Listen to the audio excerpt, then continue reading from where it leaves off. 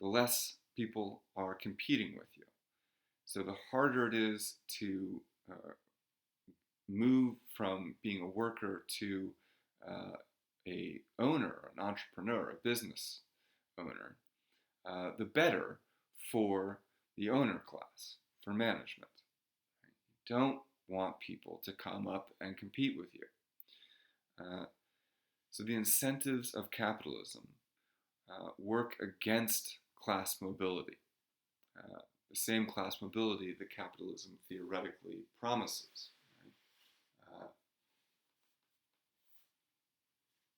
It's one of the contradictions of capitalism. Now, of course, there are success stories, no doubt, right? And it's possible to save money and create capital and start a business and become a billionaire. Okay, I'll be down in a second. Excuse me. Perfectly possible to achieve the American dream, right? We see it. Do we see it all the time? Maybe not. But there are plenty of stories. There are stories. These stories are rare. In fact, there's a reason why they make the news, and we tell them to ourselves over and over again. There are exceptional cases that make the illusion that capitalism is about class mobility. As long as we believe that our hard work will make us millionaires, we're less likely to see that the system is in fact designed to make sure the owners remain owners and workers remain workers. Right? So these exceptional cases that we tell ourselves over and over again, the rags to riches stories, the Beverly Hillbillies, or whoever, right? These are the sort of mythology of capitalism that that allows us to believe that capitalism really is about class mobility. Um, this would be the Marxist reading of this.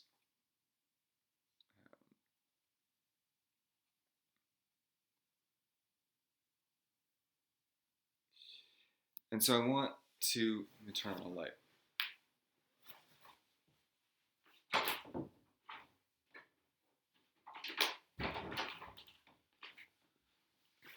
I want to highlight one thing here that is going to become an important point in the next couple lectures. This incentive within capitalism to prevent competitors, right? And this is why there are anti-monopoly laws. Is that it's in the interests of a business for there to be no competitors. But in general, right, anti-monopoly laws aside, there are many other ways for the managerial class, the owner class, to prevent new competitors from emerging. And this connects up with and illuminates one of our next subjects, which is systemic racism. Right? So what's the easiest way to create a permanent underclass? To make sure that some group of people will never really challenge the owner class or the bourgeoisie. The easiest way is to designate an entire race the permanent underclass, and to impose systems and ideologies that reinforce the justification for oppressing these people. Racism is one way. Sorry, I'm reading from a text now. Racism, in one way, is a technology of capitalism, in that racism justifies maintaining this racial caste system, this permanent class divide. Slavery is, of course, the most brutal and purest form of this. Slavery is the capitalist dream. The owners of the means of production, plantations, say. What do we mean by means of production? A factory, a plantation. The owners of the means of productions, like plantations, pay their workers literally nothing in slavery. They reap all the profits and put those profits into creating ever more profits, while the workers, the enslaved people, have literally no chance of escaping uh, their slavery, right? Um, their work.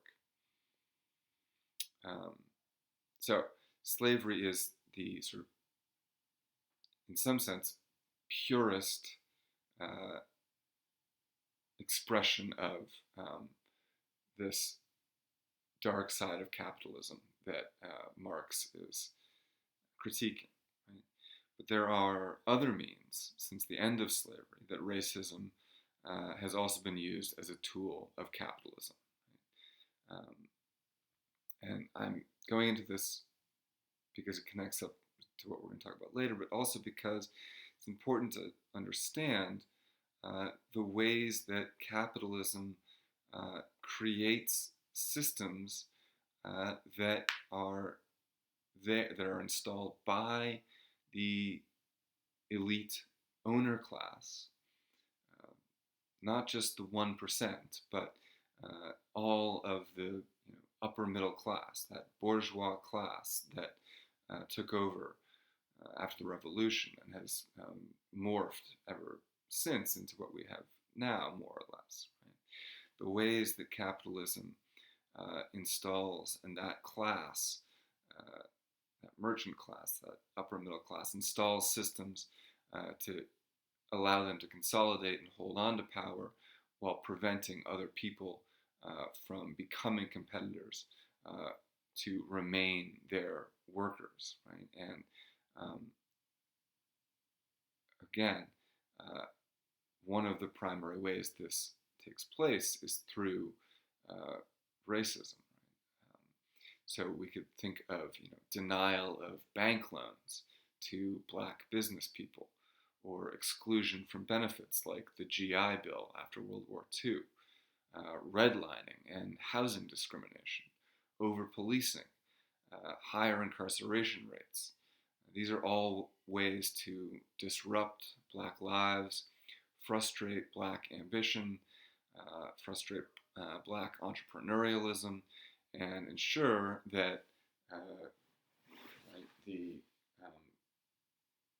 black population remain workers, remain a sort of permanent underclass. Right? So, uh, by pointing out the interconnection between um, economic inequality and racial inequality, uh, this is opening a bag of worms, right?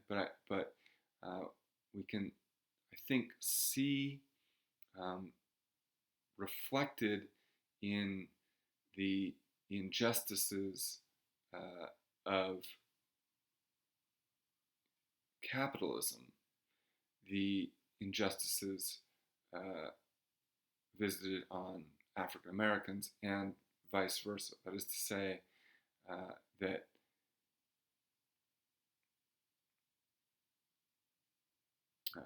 well,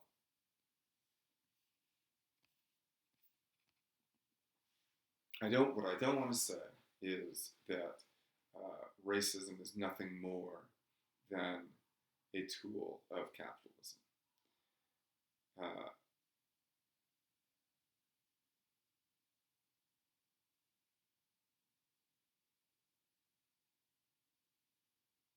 there are lots of ways that, or rather, erasing economic inequality would not erase racial inequality, nor would erasing racial inequality erase economic inequality. But the two are deeply interlinked in that anti-black racism is an ideology that serves the interests of the capitalists, of this owner class, and that the operations of capitalism are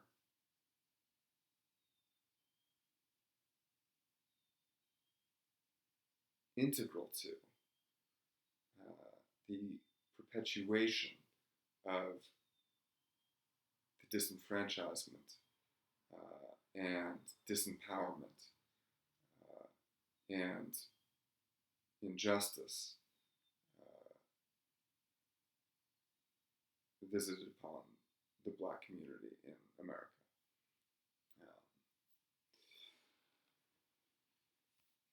All right. We will have other opportunities to discuss that.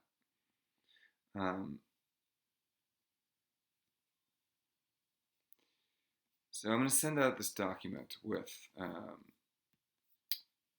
all of my notes and all of my quotations, most of which have footnotes, not footnotes, but page numbers. And I think I have covered most of what I wanted to say, which is surprising. We went through it rather quickly. But I think I will do one more short summary, because we didn't really get into any of the content of the manifesto. I've just been extrapolating. So we'll pick it up again. We'll do one more session on Marx. Okay, and until then.